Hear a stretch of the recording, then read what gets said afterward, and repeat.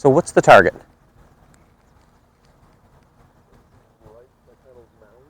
Okay. Kind of between the yellow and blue? Yeah. Up there? Okay, cool.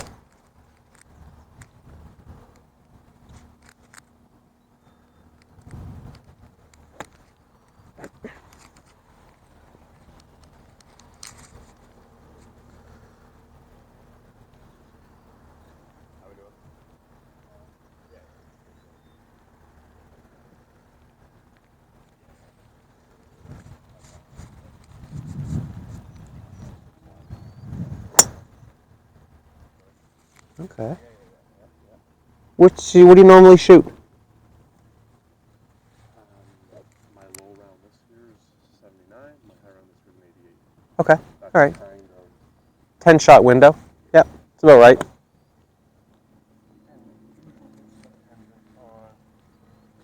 guy. Yeah, okay. Where I get into trouble Okay. is using ball back. Left or right? Usually right. Okay. If I really overcompensate and try to fix the correction, I have like a dead pull. Okay. It doesn't creep in a lot. But So pulls and fades. Yeah. Yeah, okay, cool. All right. Let's keep that target line. I guess there's a tall tree just left of that blue flag. Looks like there's a bunker there right to the tree. Let's use that line.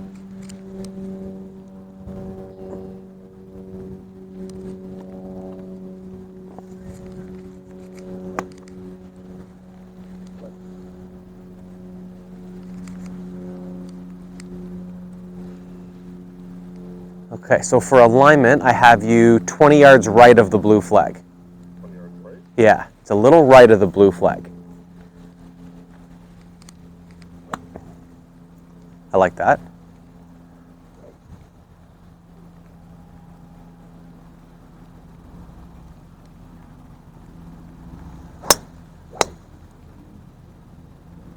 As expected, feeling a little open. So, first things first with this, let me get some sticks to talk about it.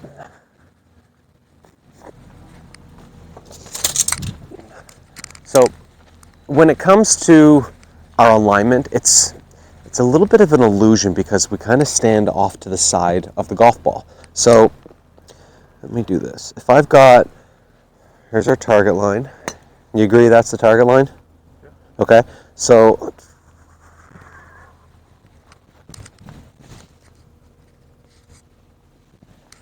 does that stick pretty much on our target line? Looks like it's almost like right at the blue flag. Yeah, just a little bit right of it. Okay.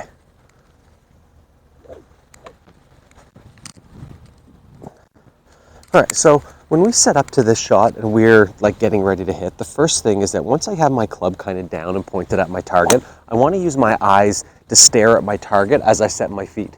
But if we put the club down and we kind of create a straight line, and then we kind of set ourselves up toward that straight line, it kind of makes us aim a little bit like if this is on my line and I'm looking at that because that's my target line here, I can start aiming myself too far to the right if I look at the ground. When I'm aiming my body, trying to feel like I'm looking where I'm going helps a lot. Now, the next piece of this is I want you to kind of jump in here and take a look at this. So because we're off to the side, you'll notice that the top of that stick I put in is way right visually of the target, right? So we know that it's on the line from here, like we're not going to argue that point, but because we're off to the side, it makes it look a little funky. It makes it look like it's out there more to the right than we're used to seeing. So if you're looking at the flag and you're swinging at the flag from here, that's actually too far left, and that's a lot where the poles come from. So when we talk about aiming the driver, like actually figuring out where I'm trying to launch my golf ball, having the end of that stick look a little bit more to the right today is going to not fix, but it's going to be the first step to us fixing the swing to the left, and if the face is open, it's going to bleed to the right. Okay, so let's tee up a few with the idea of trying to get the ball to start like over that stick.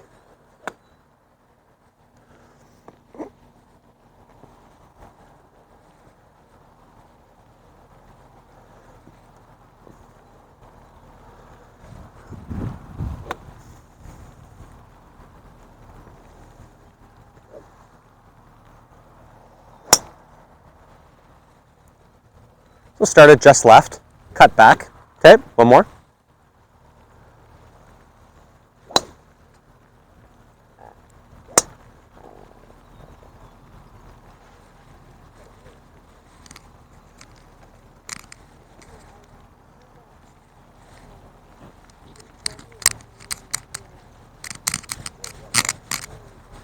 Good.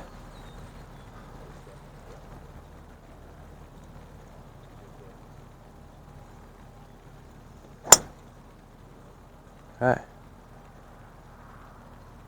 So, I haven't seen any hard lefts, haven't seen any big curves to the right. Come on in, let's take a look at your swing. The quick sequence leads to being really hard and aggressive with the arms trying to pull down. And I don't want to say that the arms don't have a role in the swing, because they definitely do. We get a lot of power and a lot of speed from our arms. It's just that if I go to the top, if I take this club back and I make the top of swing a event, like okay, everything's turned to the top of my swing and now it's time to start going down, it doesn't really work that way. We have to almost try and find a way, for the reason the club changes direction is because I've already changed direction with my body like 5 minutes sooner. All right, so we have to go from this motion of almost feeling like it's halfway back or so, and as the arms continue on toward that way, that's when you have to start turning your body to the target. And in terms of like timing, and like timing is more about like when things happen, not so much time on your watch, but from this transition part of the golf swing here, we have to try and find a way to get your body into a position before we start getting the arms back here. And it's almost as though that we're trying not to put the club back to the ball.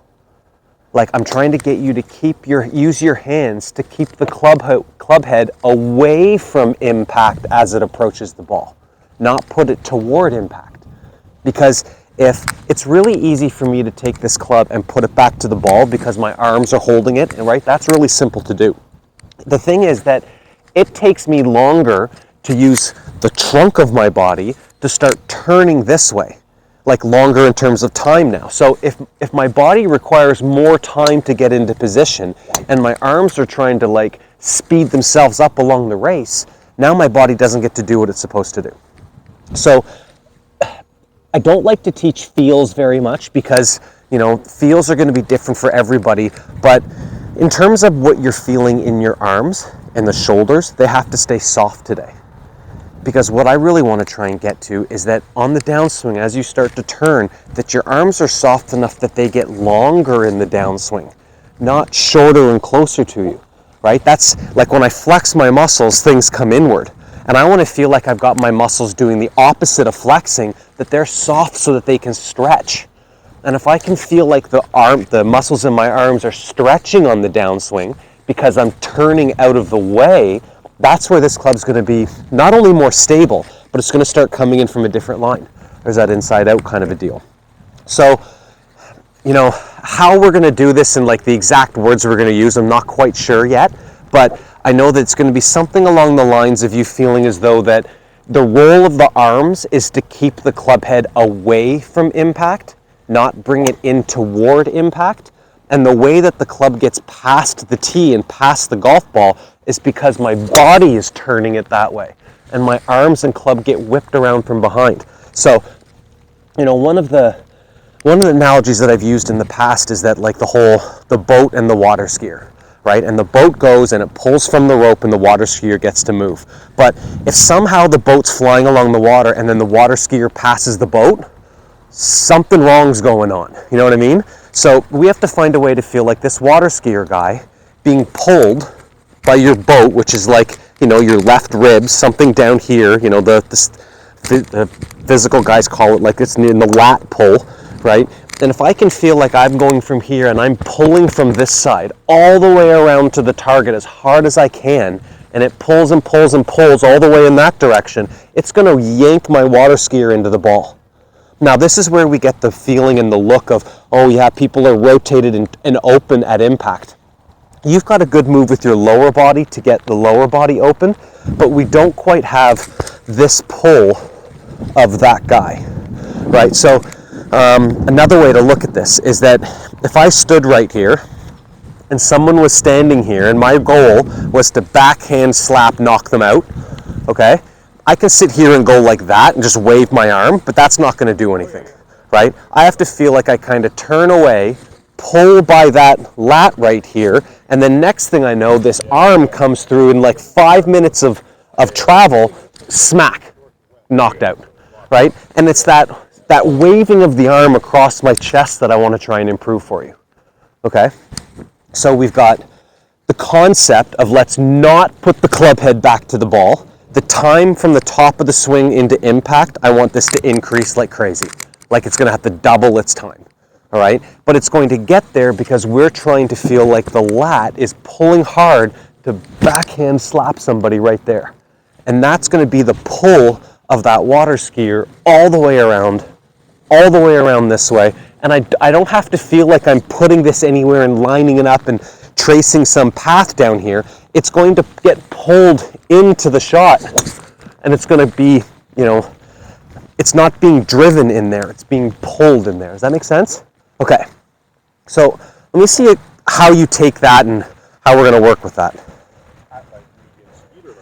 Practice swings first.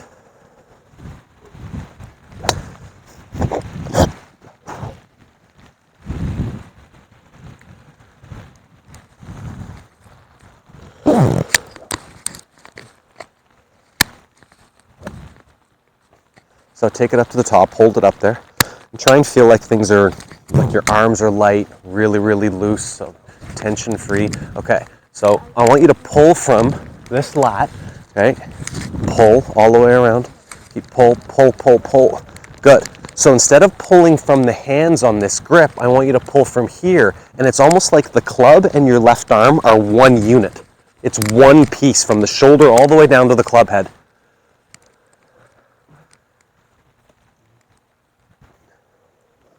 Cool.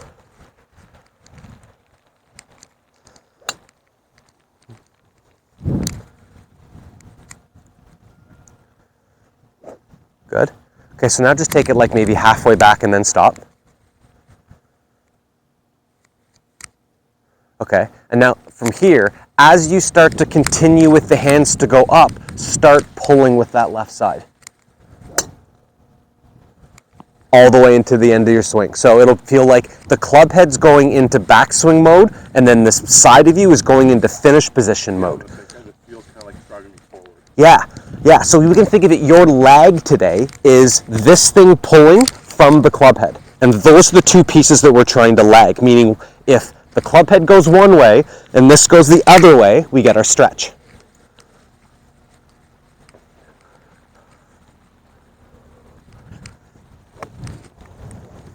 Yeah.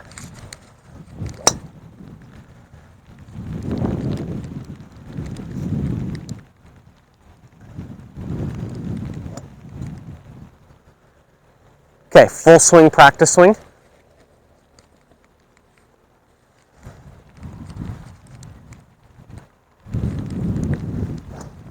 Okay. Again. The whole swing itself might feel like it takes longer today. Yeah. So just deliver the club head back here to my hands nice and slow. Okay, so I'm going to pull on this. Okay, now I want you to pull with that left lat to the target. Keep the left arm loose and keep pulling and turning. Pull and turn, pull and turn. Look at the ball. That's your feeling today, right there. But the only way that you can get any type of feeling similar to that pulling action is that you're not trying to take the grip and push it into the ball. You're almost trying to take the grip and push it away. It's always pushing away and away and away as you turn.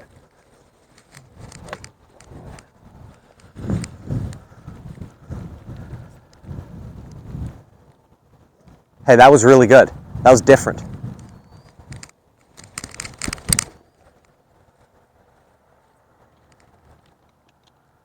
Mm-hmm.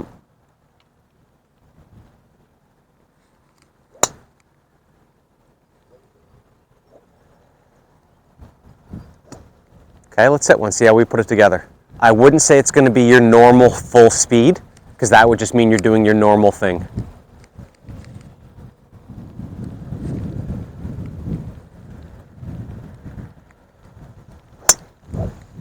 That ball started right of the target, or right of the stick. One more.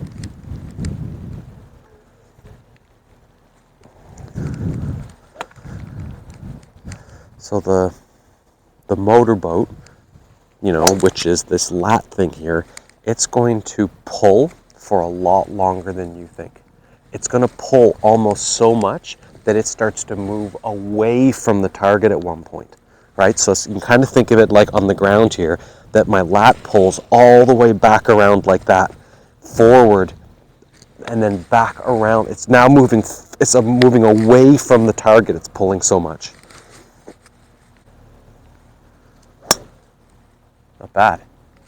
So I would say that these practice swings, and I think it's going to be best with the driver until we get to the irons later on. I would say like maybe 3/4 of your speed, but it's going to be all of your aggression and all of like your trunk is going to move harder and longer than you've ever moved it before. But in terms of what you feel speed, we'll just crank it down, right? So by trying to change your current gas pedal, by taking that completely out, we just don't have an ability to swing harder. You only know one way to do it, right? So feel as though that it's like, you know, half speed, club speed, half speed, 3/4 speed. The role of your hands are to stay away from impact, right? Like that could be like your kryptonite. Don't bring it in there, keep it away as long as you can, but the more that the lat boat thing pulls out of the way and away from the target, the more the club's gonna get there. All right, so lots of stuff right now, but we're going to start to simplify this a little bit. And I think that the first thing that I mentioned that I noticed was that, you know, when you get to here and you leave your weight on your back foot, that's a result of the hands pulling themselves down, right? Like if there is a chain attached to a cloud and you're going to pull down, you'd pull down by your back foot. We'd pull down from back here. So that's going to change because you're pulling this way and all of a sudden the weight's going to transfer. So yeah, we saw the weight stay on the back foot, but the more this pulls, the more it leaves it. Make sense? Okay, awesome.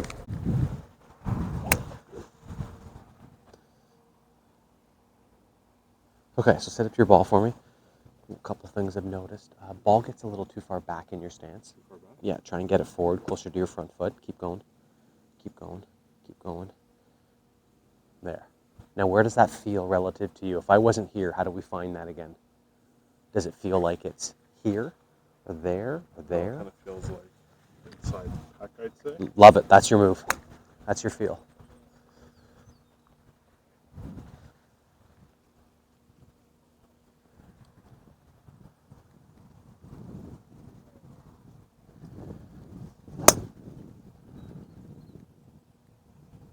Okay. So ball being more forward is going to, you know, kind of encourage getting off that back foot because we have to get up to that ball. Right? Now, with the whole pulling thing, how's it going? I feel like I'm doing something because if you're here, I'm feeling like muscle stiffness. Cool. Okay. One thing I've always been, even like on the course, anytime I have to slow anything down, I struggle the most. Yes. So like I find that there's some that are kind of going in the direction I want them to, very low, really ugly shots. Call it. Okay. Yeah. So I'm not sure it's not a bad thing. It's just like anytime I gotta tame it. Yes. It's like very. We get out of whack. I know. It's haven't figured that part out, but I know that most golfers feel as though that the timing and the rhythm and the how they power it, like those are like the DNA, right? Yeah, and it's like I almost find with like even the wedge shots, like the furthest I hit any wedge is I guess my 60 full blast 60 probably carry like 90 yards. Okay. So if I have a 90-yard shot, I love it. I'm all over it. Yeah. If I have like a 60-yard shot, I'm like, oh god. now what? Yeah. Okay. All right. So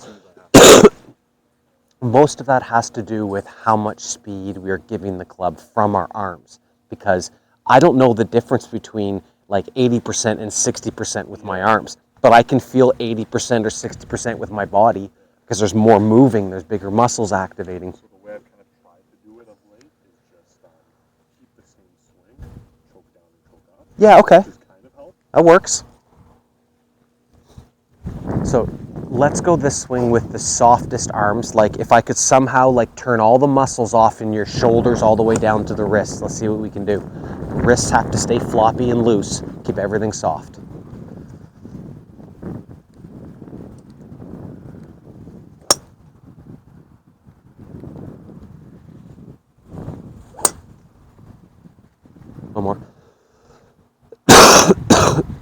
That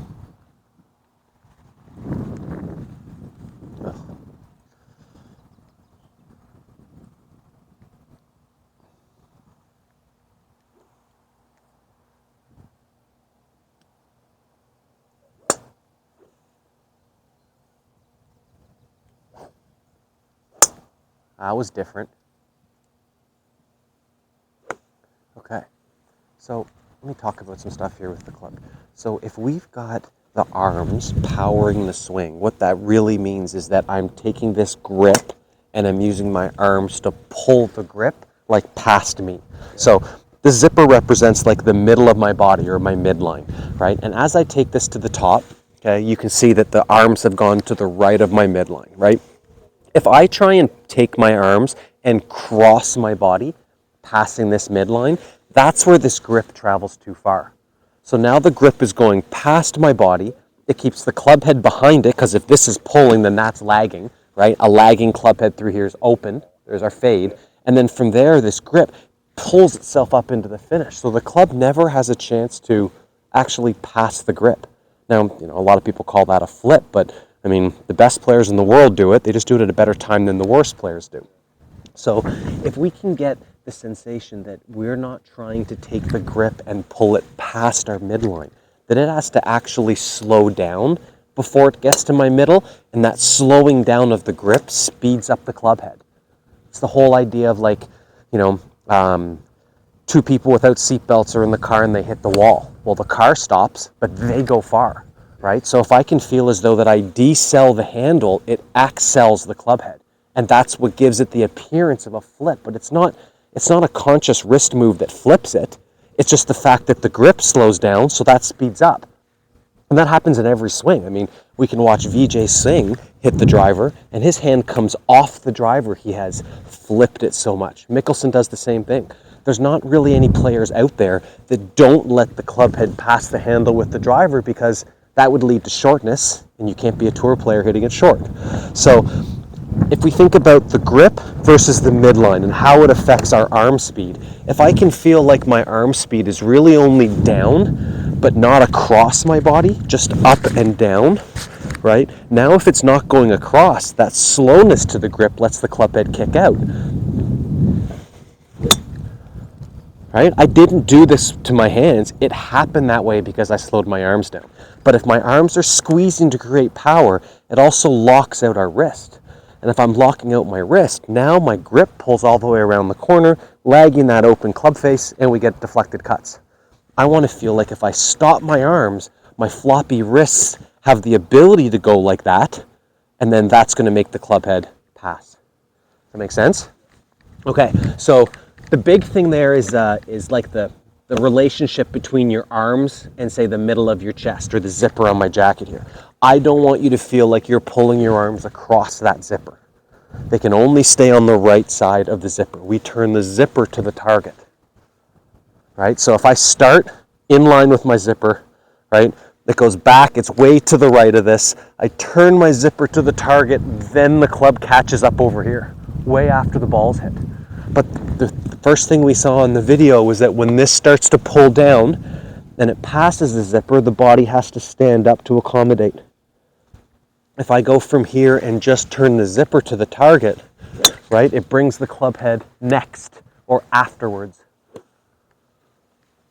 that was just one of the movements I was trying to get down, I guess. Yes.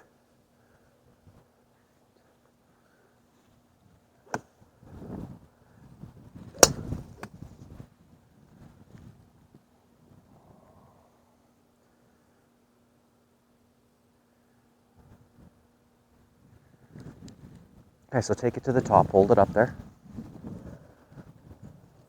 Okay, now how far forward can you turn the zipper on your jacket toward the target? Yeah, good. Pretty cool. Okay, so do that again. Keep your hat down on the ball.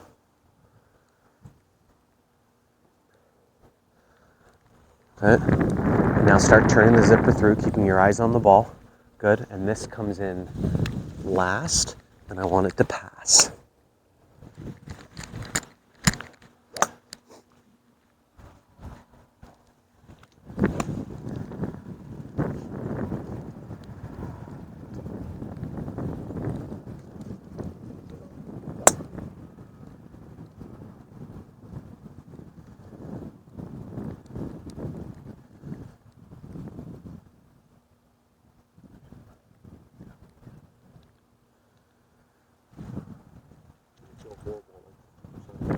Sorry, what's that? Like that 50% kind of swing, it felt okay. Okay, good.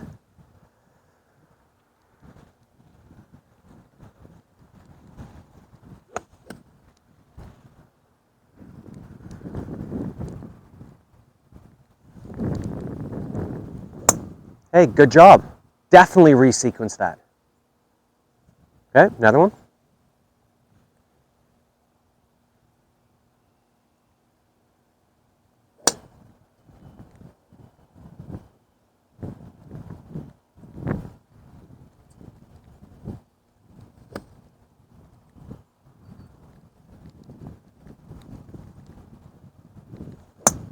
Oh, way to go.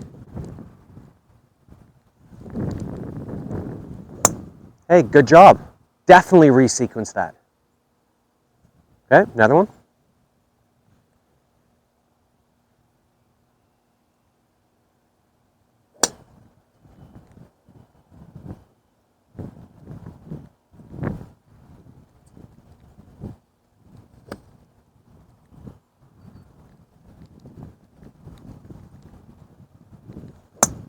Oh, way to go.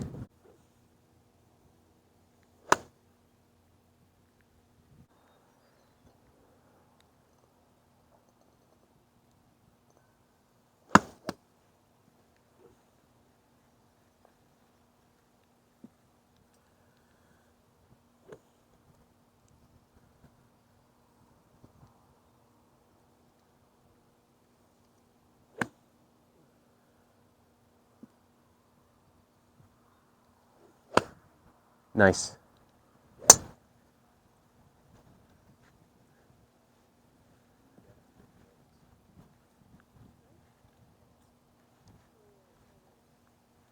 almost like a Justin Thomas where he's doing or is that just more of a... He's trying to put the club into a place that gives him more feel for his balance, like the balance of the club.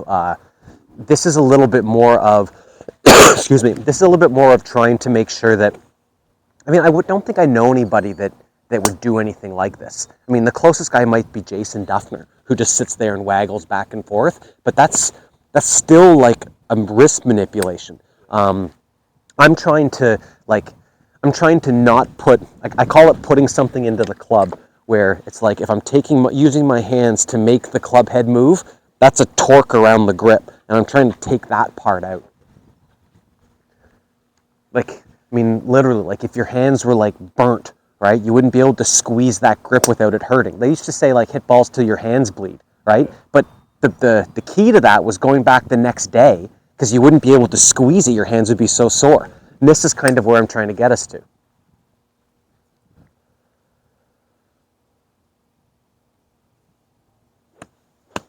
Good. Really good. So like soft and smooth with the takeaway for at least the first half of it, right? Soft and smooth with the hands and the forearms and all that. And then from there, now you have the chance to change direction with your middle, going all the way through, pulling your hands behind the middle, water skier in the boat. Okay, I think you got some good stuff to work on, but I would say that right now that if we don't change the trigger off the ball, your brain's like, oh yeah, I've done this before, and goes on just a loop, right? So try and feel like it's really diligent to change that first foot off the ball in terms of your squeeze and torque.